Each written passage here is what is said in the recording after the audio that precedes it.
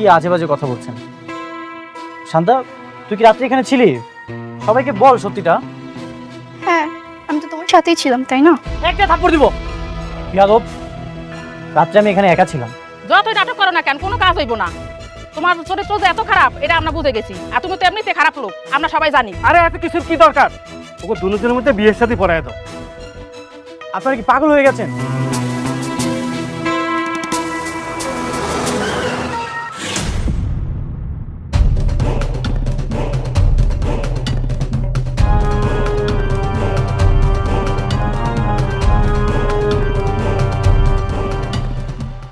আমি ওকে কেন বিয়ে করতে যাব? তাহলে মেয়ের সাথে তুমি রাতটা টালে কেন? বিয়ে করবে না? ও টাকা দিয়ে ভাড়া করে আনতে খুব মজা, আর বিয়ে করতে গেলে মোরামুরি।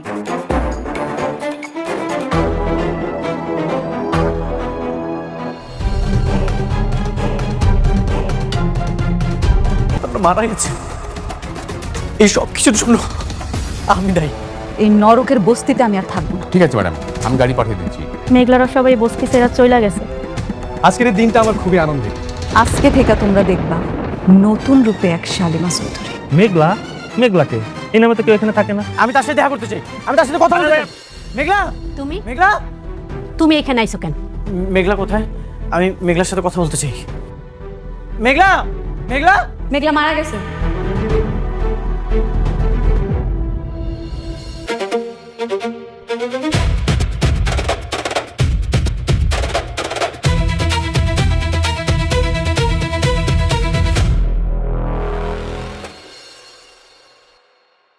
মেঘলা, বললাম না মেঘলা মারা গেছে। আমি হলাম শালিমা চৌধুরী। হ্যাঁ জানি তো তুমি শালিমা, কিন্তু তুমি তো আমার কাছে আমার মেঘলা, আমার ভালোবাসা। ভালোবাসা? তোমার এই একটা মন, তুমি আর কতজনের দিবা? তোমার এই ভালোবাসার নাটক করতে করতে আমার জীবনটা নষ্ট করে ফেলছো। এরপর আবার ভালোবাসা দেখাইতেছো। মানে মুখটাও না আমি আর দেখতে চাই না। শুনেছি মেঘলা, তুমি আমাকে মাফ করে দাও, যা শাস্তি দেওয়ার দাও, কোনো সমস্যা নেই, কিন্তু আমাকে আর একটা সুযোগ দাও। সুযোগ আর পাইবা না। সুযোগ তোমার অনেক দেয়া হয়েছে, এখন সুযোগ শেষ। অনেক তোমার মনে আছে আমার পেটে যখন সন্তান ছিল তখন আমি তোমার বারবার করে বলছি, অনেক এটা তোমার সন্তান, সন্তানটারে স্বীকৃতি দাও। কিন্তু তুমি আমার একটা কথাও শোনো নাই। বারবার নানাভাবে তুমি আমার অপদস্থ করছো, এমন ভাবে মানসিক যন্ত্রণা দিছো যে আমি সোজা হয়ে দাঁড়াইতে পারি নাই। আর আজকে তুমি আইছো আমার কাছে মাফ চাইতে। তুমি ভাবলা কি কইরা তুমি আমার কাছে মাফ চাইবা আর আমি খুব সহজে তোমার মাফ করে দিব? মেঘলা, ওই যে বললাম, তোমার যা শাস্তি দেওয়ার তুমি আমাকে দাও, কিন্তু তোমার থেকে দূরে সরাই দিও না। আমি তোমাকে ছেড়ে থাকতে পারবো না, আমি তোমার কাছে আজীবন থাকতে চাই। আব্বা, আমি ওর সাথে আর কোনো কথা বলতে চাইতেছি না। তুমি আরে সুন্দর করে বুঝে বিদায় করে দাও। মেঘলা, বাবা অনি, তুমি হন যাও। হ্যাঁ, আমরা এক সময় চাইতাম যে তোমাকে দুজনে মিলমিশ হোক,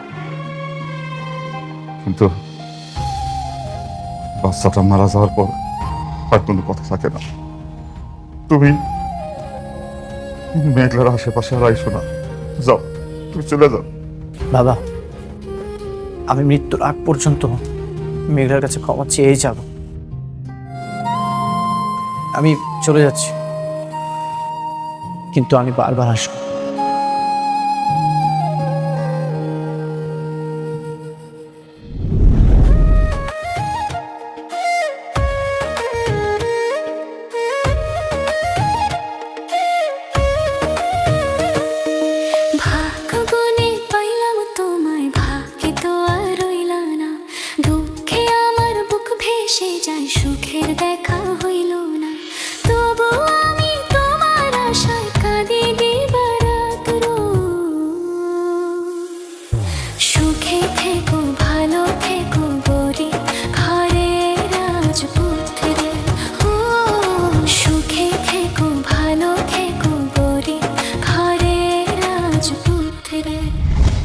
আচ্ছা, আপনাদের প্ল্যান কি বলেন তো? আপনারা আমাকে জেল থেকে ছাড়িয়ে নিয়ে আসলেন, নিশ্চয়ই তো আপনাদের কোনো বড় উদ্দেশ্য আছে। আমি তোমাকে বিয়ে করতে চাই রাতু। হোয়াট? হ্যাঁ রাতুল, নীলা ঠিকই বলেছে। সেদিন নীলার বিয়েটা ভেঙে গেছে, আমি এর প্রতিশোধ চাই। বিনিময়ে আমি তোমাকে আমার বিজনেস পার্টনার বানাবো। তুমি শুধু আমার মেয়ের সাথে হাত মিলিয়ে মেঘলা এবং অনেককে ধ্বংস করে দেবে। আমি প্রতিশোধ চাই, প্রতিশোধ। বাবা যা বললো সব ঠিক বলেছে। আমি আমার অপমানের প্রতিশোধ চাই, যেটাকে বলে কঠিন প্রতিশোধ। অনেককে আমি রাস্তায় দেখতে চাই। আরে বাপরে, এ তো দেখি মেঘনা চাইতে দৃষ্টি। এর মতো কোটিপতি একটা মেয়েকে যদি আমি বিয়ে করতে পারি, তাহলে আমার বিজনেসটা আমি আবার বড় করে স্টার্ট করতে পারবো। না, সব ঠিক আছে, কিন্তু আমি তো খবর নিয়েছি অনেক নাকি এখন বস্তিতে থাকে। ওর বাচ্চা নাকি মারা যাওয়ার পর ও পাগলের মতো হয়ে গেছে। অনেকের হয়তো কিছু নেই, কিন্তু ওর বইয়ের তো আছে। মেঘলাকে আমি ফকির দেখতে চাই। ঠিক বলেছ, মেঘলার সাথে আমার অনেক হিসাব নিকাশ বাকি আছে। ও আমার সাথে কৌশলে গেম খেলেছে। তাহলে তুমি বিয়েতে রাজি? আমি জানি রাতুল, তুমি পরিশ্রমী ছেলে, বিজনেস ভালো সামলাতে পারো। এরকম একটা পাত্রই আমি চেয়েছিলাম। ঠিক আছে, কিন্তু কিন্তু কি, তোমার কি গার্লফ্রেন্ড আছে? আরে না, এই ধরনের কোনো বিষয় নেই। তাহলে তবে একটা কথা দিতে হবে আমাকে, ওদেরকে ধ্বংস করার আগে কিছু হটা যাবে না। ওকে, কথা দিলাম। অনেক বন্ধু, আমার খেলা তো আবার শুরু হয়ে গেল। তুই মরলেও আমার হাত থেকে রক্ষা পাবি না।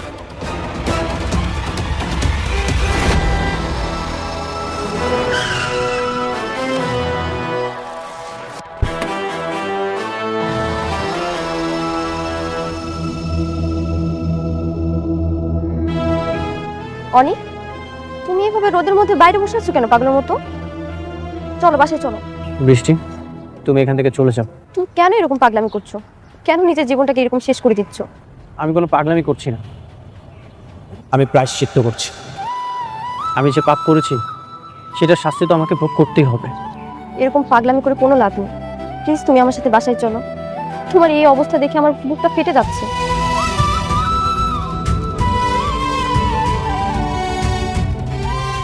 একবার, জাস্ট একটা বার নিজেকে মেঘলার জায়গায় দাঁড় করিয়ে দেখো। আমি মেঘলাকে কত কষ্ট দিয়েছি, কি কি অপবাদ দিয়েছি, কত মানসিক নির্যাতন করেছি। তারপরেও মেঘলা সব কিছু সহ্য করেছে। সব কিছু সহ্য করেও তার সন্তানকে মেঘলা বাঁচাতে পারলো না। আমি এত কষ্ট দিয়েছি, মেঘলার কষ্টের কাছে তো এই কষ্ট কিছুই না। মেঘলার ক্ষমা না পাওয়া পর্যন্ত আমি এভাবেই থাকবো। বৃষ্টি, তুমি এখান থেকে চলে যাও।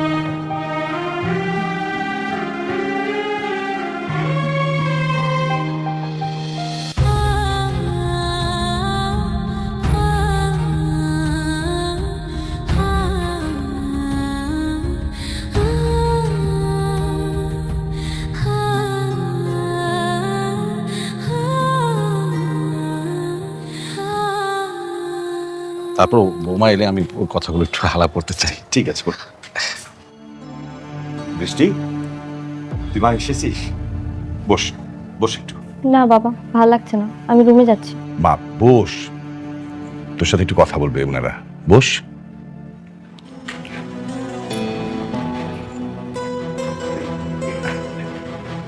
কি বলবেন বলেন।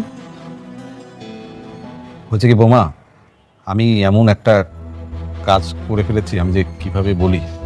এত আমতামতা কেন করছেন? যা বলবেন সরাসরি বলুন। না মানে হয়েছে কি বিআই সাহেব, বৌমা তো তার সংসারটা নিয়ে খুবই উদ্গ্রীব ছিল। ওদিক দিয়ে অনেকের আগের বউ মানে মেঘলার যদি বাচ্চা হয় তাহলে তো অনেক আর কখনো ওই বৌমার ঘরে ফিরবে না। তাই আপনি কি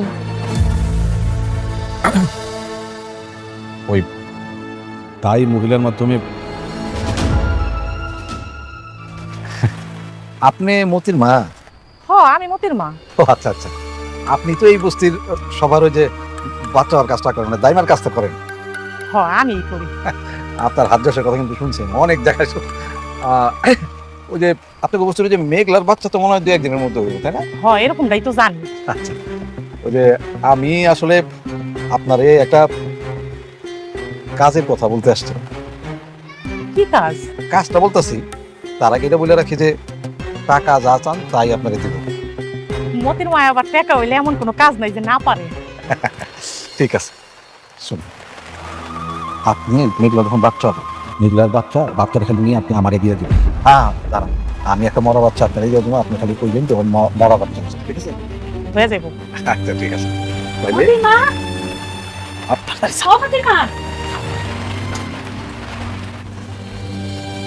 তুমি এনে চলো তো, আমার মেঘলা তো ব্যথা উঠছে, খুব কষ্ট পাইতেছে মেয়েটা। শোনো না, তুমি তো সব বাচ্চাকে ধরো, তাই না? চলো না। আরে চলো তো, আচ্ছা যাও।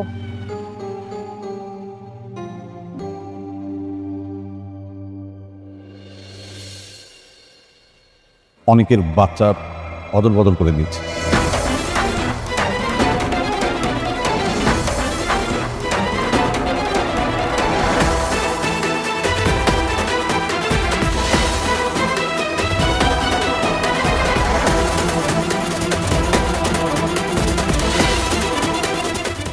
হাসপাতালে এক মহিলার মরা বাচ্চা হয়েছিল, তার সঙ্গে অদল বদল করেছে।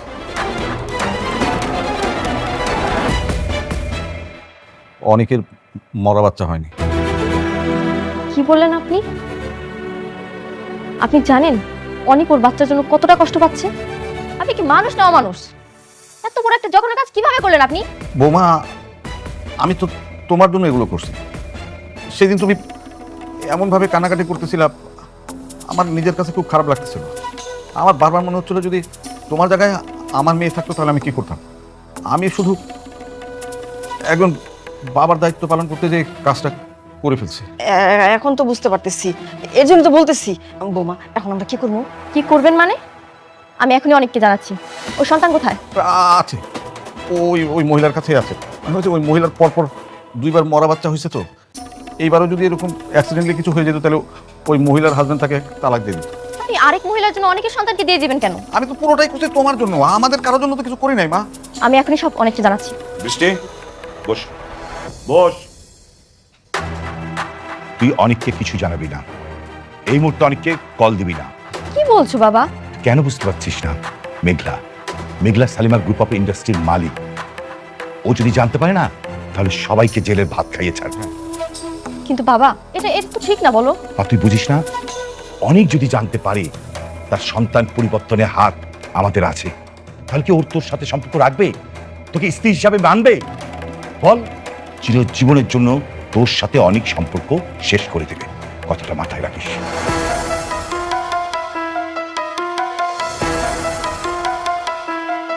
যাই হোক, যা শুনেছিস নিজের ভিতরে রাখ। এটা অনেককে বলা এই মুহূর্তে ঠিক হবে না।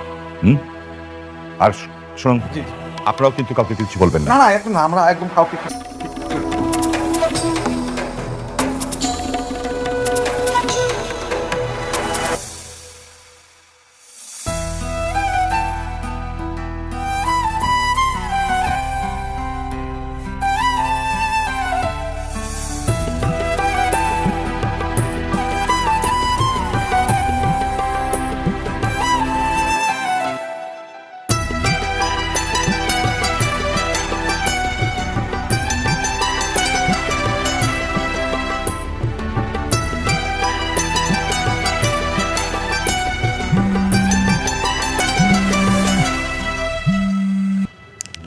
হ্যালো, হ্যাঁ মেঘলা, তোরা যাওয়ার পরের থেকে অনেক ভাই এই বস্তিতে থাকে, তোদের ঘরে। কি? অনেক কেন এখানে থাকতেছে? জানি না রে, একা একা কাজ করে, উঠান ঝাড়ু দেয়, আবার রান্না করে, আবার চুপচাপ থাকে একা একাই। থাকলে থাকুক, তুই আবার আমার ফোন দিছিস কেন? আমি কি তোর কাছে শুনতে চাইছি? তোর কখনো ওর জন্য আমার ফোন দিবি না।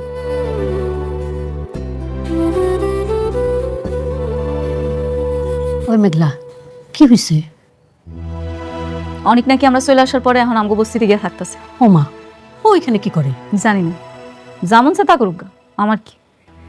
ওই ভাবতেছে ওখানে গিয়ে থাকলে আমি ওরা মাফ করে দেবো, এত সহজ।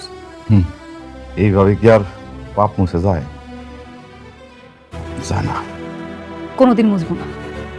আমারে যে কষ্টটা দিছে সেটা আমি কোনোদিন ভুলব না।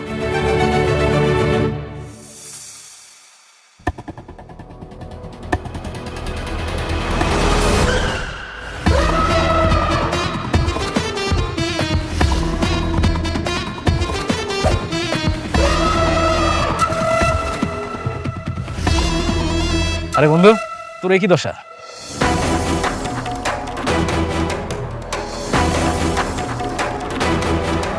তোর তো দেখি একদম করুণ অবস্থা রে। তোর জন্য আমার খুব মায়া হচ্ছে। আরে উঠিস কেন? কোনো হেল্প লাগবে তোর? কি রে, আমি তোর বন্ধু, তোর বাসায় আসলাম। তুই কিন্তু আমার ঘরের মধ্যে না ডাকলে আমি কিন্তু এখানে দাঁড়িয়ে থাকবো। আসলে তুই কথা বলতেছিস না কেন? কোনো হেল্প লাগলে বল, আমি তোর বন্ধু না?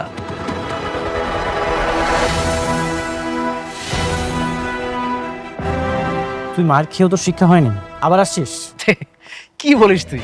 সব জ্ঞানী লোকরা বলছে কি জানিস, যে শিক্ষার কোনো বয়স নেই। আমি যতবার পড়ে যাবো ততবার উঠে দাঁড়াবো। তারপর তোদের মতন ছোট লোকরা অহংকার করতে করতে সোজা এই বস্তির ডাস্টবিনে এসে পড়বে।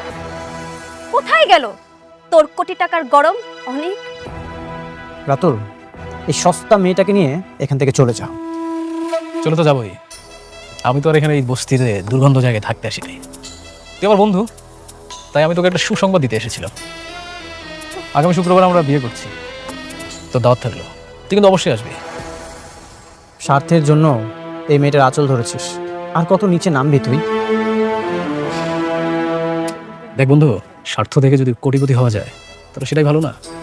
তোর মতো সততার ভং ধরে থাকতে তো আবার এসে ওই বস্তিতেই পড়তে হবে। আমাকে নিয়ে তোর ভাবতে হবে না। তুই আমার সন্তানের ডিএনএ টেস্টের রিপোর্টটা চেঞ্জ করে দিয়েছিস। তোকে শাস্তি দেওয়ার সেটা দিয়ে দিয়েছি। যেদিন সুযোগ পাবো তোকে জ্যান্ত কবর দিয়ে দিব। তুই দেখি এই বস্তিতে এসেও তোর অহংকার কমতেছে না, তাই না? তোর এই অহংকার কমার জন্য আমি একটা ঔষধ রেডি করেছি, তুই খুব শীঘ্রই পেয়ে যাবে। তোর সত্তর তোর সত্তরই।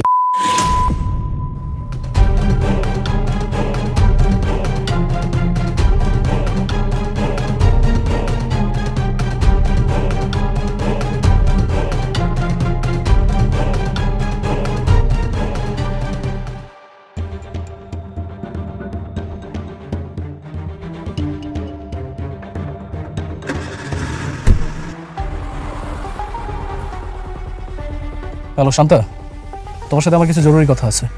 তুমি আজকে আমার সাথে দেখা করবে।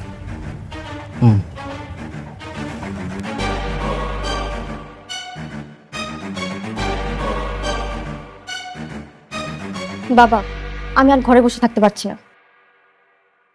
মেঘলা নিজের জ্যান্ত সন্তানকে মৃত ভেবে দিন রাত কাঁদছে, আর আমরা সবকিছু জেনেও চুপ করে বসে আছি।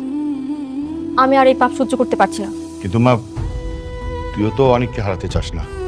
চিন্তা করো না বাবা, আমি অনেককে কিচ্ছু বলবো না, কিন্তু আমি ওই বাচ্চাকে দেখতে যাব। বাচ্চার খাওয়া দাওয়া, ভরণ পোষণ, চিকিৎসা সব কিছুর খরচ আমি দেব। ওকে আমি আড়াল থেকে বড় করব।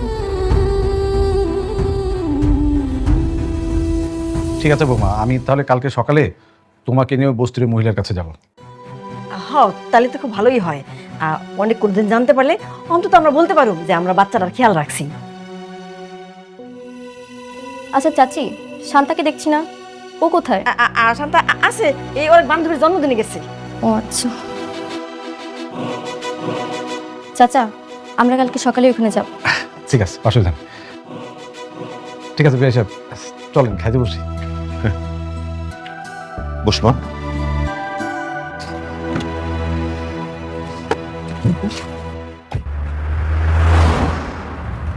শান্তা, আমি তোমাকে ঠিক যেভাবে বুঝিয়ে বললাম, তুমি যদি ওইভাবে অনিকের ঘরে ঢুকে কাজটা ঠিকঠাক করতে পারো, তাহলে আগামী শুক্রবার আমি রাতুল রাজ তোমাকেই বিয়ে করব।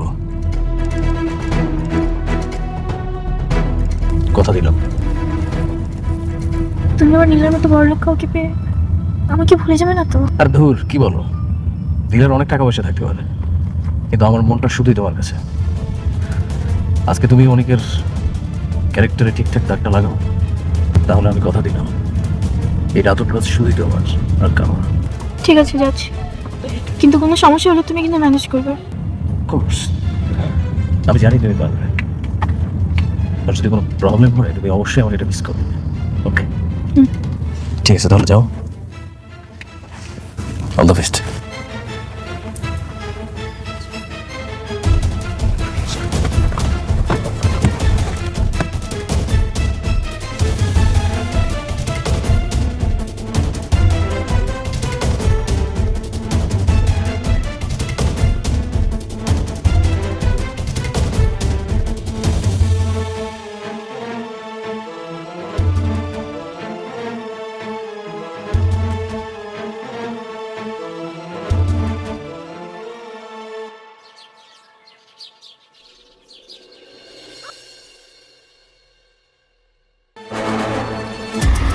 এই মেয়ে দাঁড়াও, তুমি এখানে কেন? নাম কি তোমার? এখানে তুমি কার কাছে আইছো? আমি শান্তা, রাত অনেকের সাথেই ছিলাম। অনিকের সাথে ছিলাম মানে? অনিকের এত বড় সাহস, আগের দুইটা বউ রেখে আবার আলাদাভাবে মেয়ে নিয়ে রাত কাটায়। এই তোমরা কে কোথায় আছো দেখো, আমাদের বস্তিতে কি হচ্ছে আপনি দেখো। অনিকের ঘর থেকে সে বেরোইছে, আপনারা কি করবেন করেন দেখেন। আল্লাহ, আমগো বস্তিতে এমন মাইয়া, আমগো বস্তি সব মানিজ্জত মাইরা হালাইছে।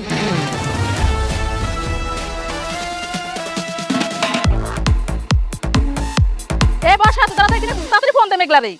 আচ্ছা, আমি এখনই মেঘলার কল দিতেছি। হ্যালো মেঘলা, আমি বর্ষা। তোর স্বামী অনেক রাত কাটানোর জন্য বস্তিতে একটা মাইয়া নিয়ে আইছে। মেয়ে? কোন মেয়ে?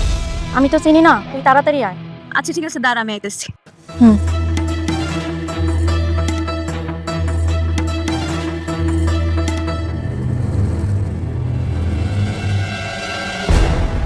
কি ব্যাপার, এত চেঁচাইছি, কি হয়েছে? এখন আর কিচ্ছু বোঝো না না?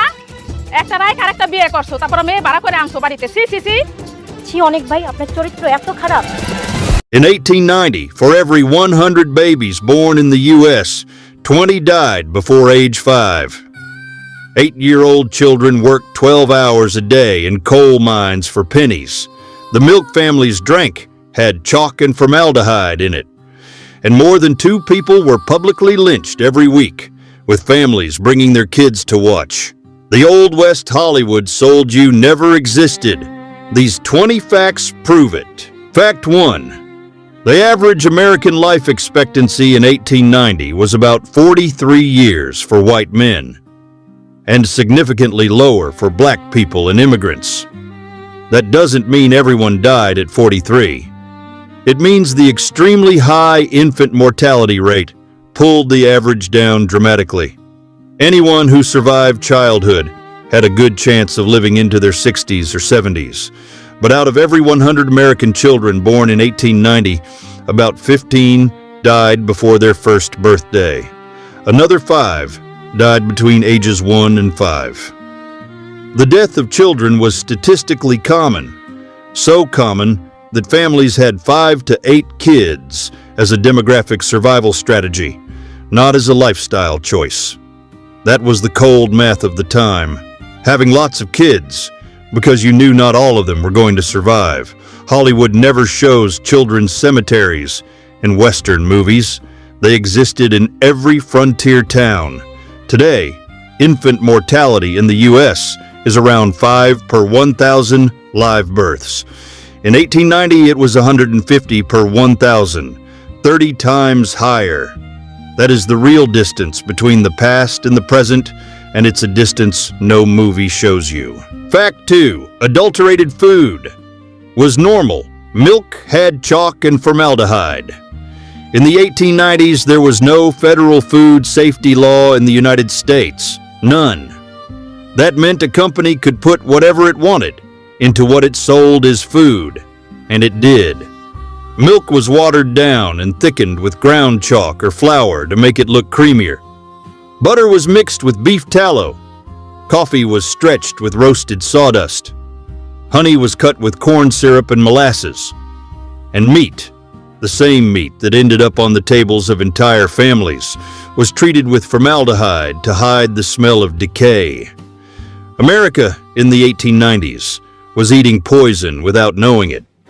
And anyone who did know couldn't do anything because there was no law against it. The Chicago slaughterhouses, which processed the meat that fed the entire country, operated under conditions that writer Upton Sinclair described in his 1906 book, The Jungle. Rats mixed into ground meat, workers falling into processing vats, tubercles cut out and repackaged. The Pure Food and Drug Act wasn't passed until 1906, 16 years later. Until then, every meal was an act of faith. Today you read the label and complain about preservatives. Your great-grandfather in the 1890s drank chalk in his milk and sawdust in his coffee without having the slightest idea. Fact 3. Children worked in coal mines 12 hours a day. The 1890 U.S. Census recorded about 1.5 million children between the ages of 10 and 15 in formal paid jobs in the United States, not informal, formal, recorded.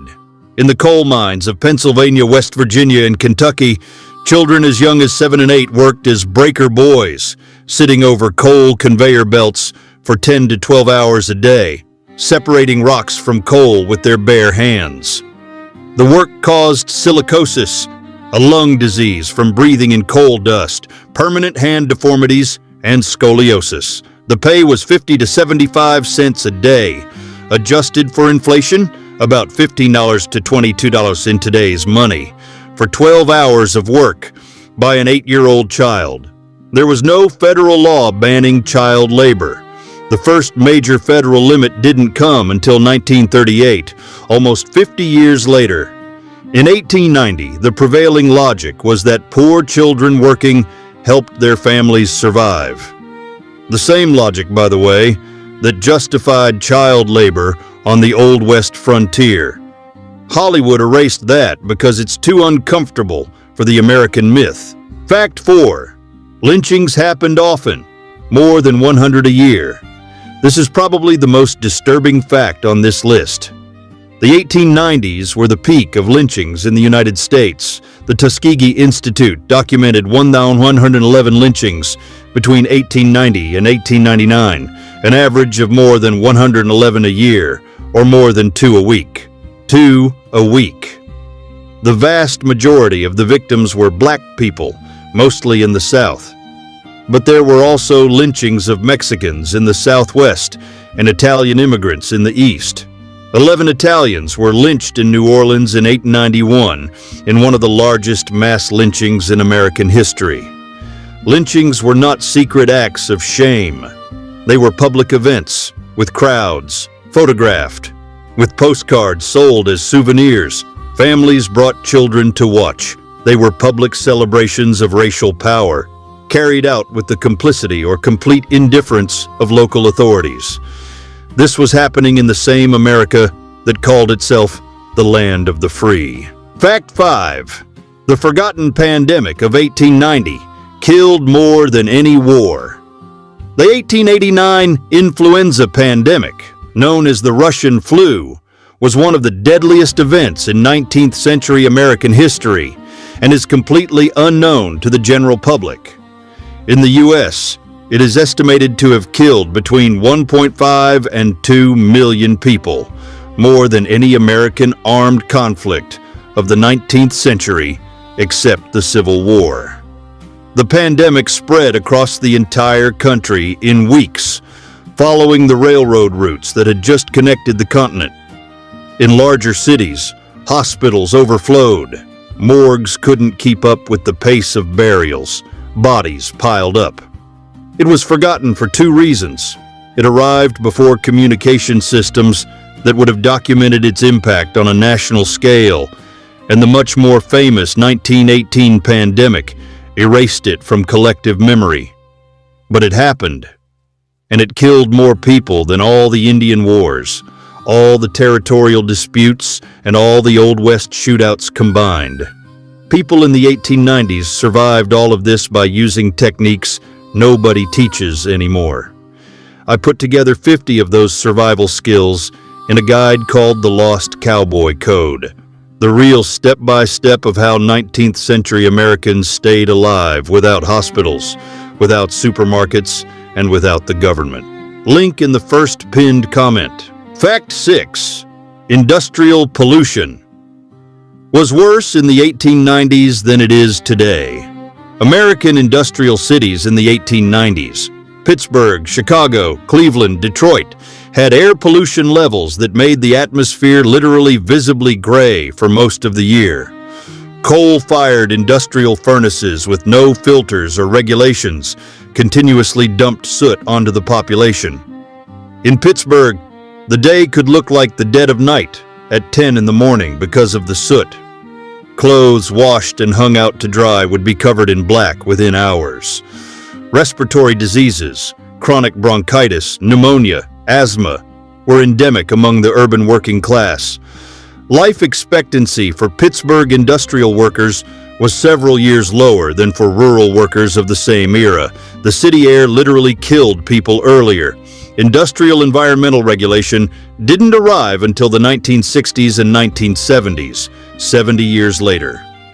When someone complains about environmental regulation today, it's worth remembering what it was like without it.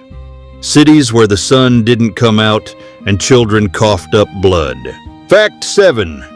The American frontier was officially closed in 1890. The 1890 census included a statement that had huge cultural consequences. The Bureau of the Census declared that there was no longer a frontier line in the United States. The population had spread far enough across the continent that there was no longer any region completely without American settlements. The Old West, officially, was over, not with a duel, with a paragraph in a census report. Historian Frederick Jackson Turner argued in 1893 that the closing of the frontier had shaped the American character in deep ways, and that now that it was over, America needed to find a new identity. Many historians argue that American imperialism in the 1890s and 1900s, the Spanish-American War, the takeover of the Philippines, Hawaii, and Puerto Rico, was exactly that search, a new frontier to replace the one that had ended. America, which had defined itself for 300 years by endless westward expansion, suddenly had to invent another destiny. And it chose to expand outward. Fact 8. 1 million immigrants a year, and none of them were welcome. The 1890s were the first decade of mass immigration on a truly industrial scale. In 1892, Ellis Island opened in New York, the gateway that would receive 12 million immigrants over the next 30 years. America in the 1890s was at the same time the most open country in the world for immigrants. No passport, no quota, no meaningful health interview for most people, and a country with intense racial and ethnic tension. Italians, Eastern European Jews, Poles, and Slovaks arrived in unprecedented numbers. Each group faced its own specific discrimination. No Irish need apply signs had evolved into no Italians and no Jews. Immigrants were accused of stealing jobs, driving down wages, and destroying American culture. Sound familiar? America has always been a land of immigrants, and it has always resisted the next immigrants arriving. That pattern has 130 documented years behind it, and it hasn't changed. Fact 9. 70-80. Hour weeks with no labor rights. The American factory worker in 1890 typically worked 10 to 12 hours a day, 6 to 7 days a week. No paid vacation, no sick leave, no protection against being fired on the spot, no workers' compensation. Children worked alongside adults. Older workers who could no longer keep up were fired with no benefits at all. Industrial accidents, fingers, hands, and arms caught in unguarded machinery, were common and came with no compensation.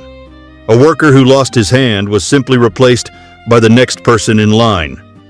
The labor movement was building strength.